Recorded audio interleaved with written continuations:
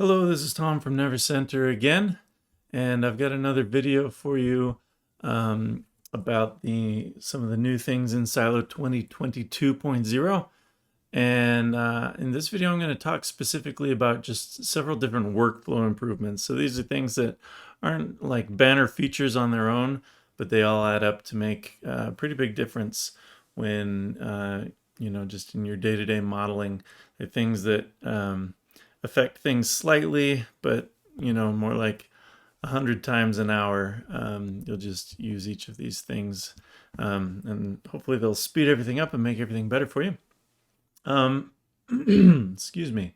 So let's jump in. The first one I wanted to highlight was just how there's a difference in how the manipulators and selection highlighting behave across viewports. So previously, I've got this front orthographic view over here. And then in this viewport, I've got a perspective viewport.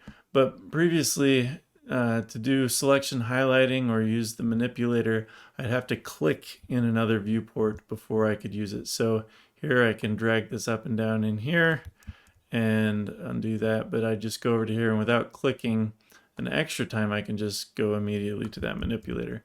Like I say, it works with selections and manipulators. One thing to note is that in UV windows, you still have to click because it's going to change the context from your geometry selection to your UV selection.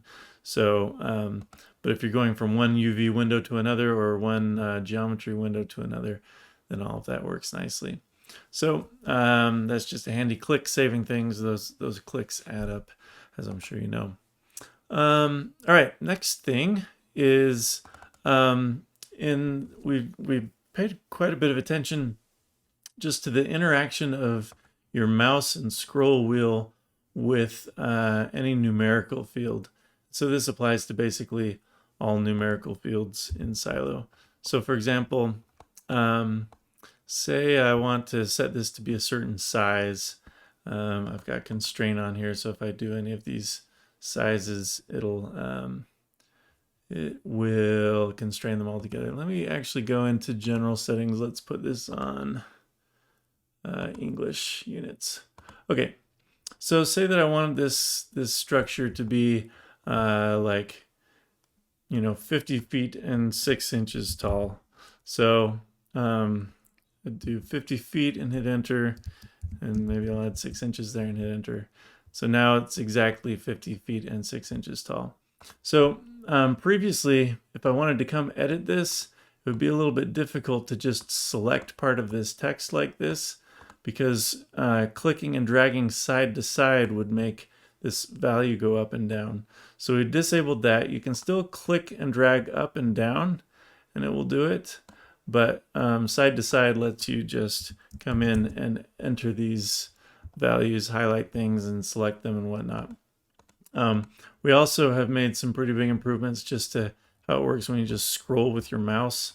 There are some odd behaviors sometimes when you're trying to do that in previous versions of Silo, but just hovering over these and scrolling works really nice.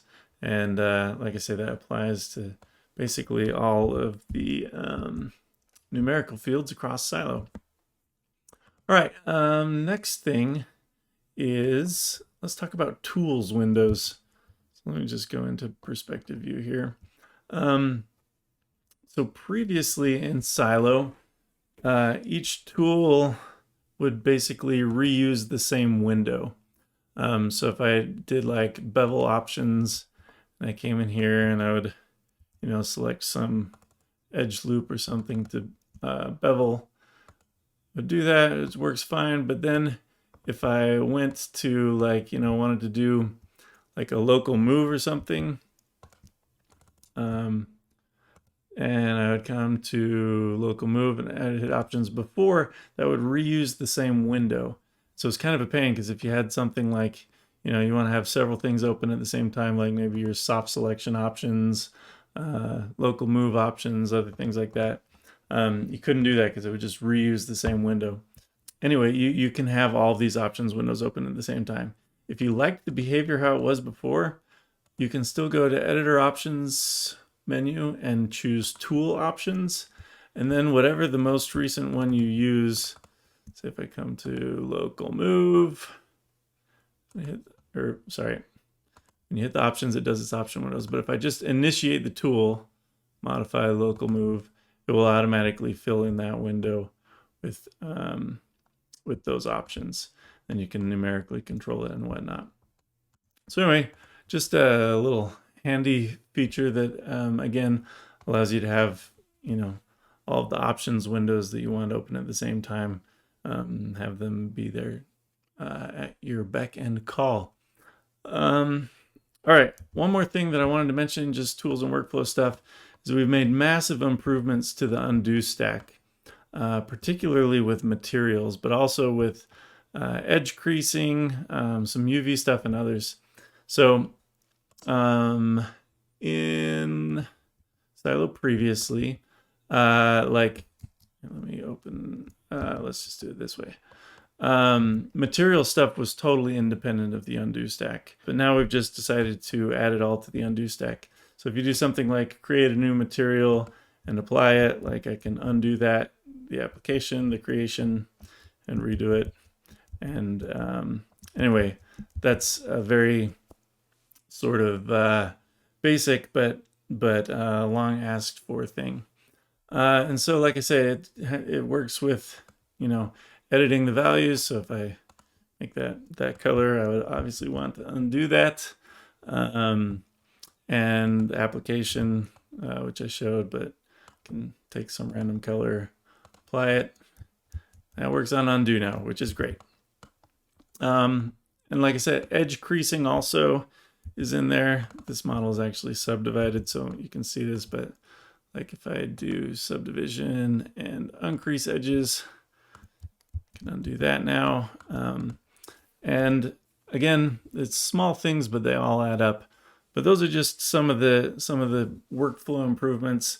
There's improvements in a lot of other areas, but hopefully this video gives you a taste of that, and hopefully you'll find these things add up to make a much improved modeling experience overall, along with our other improvements.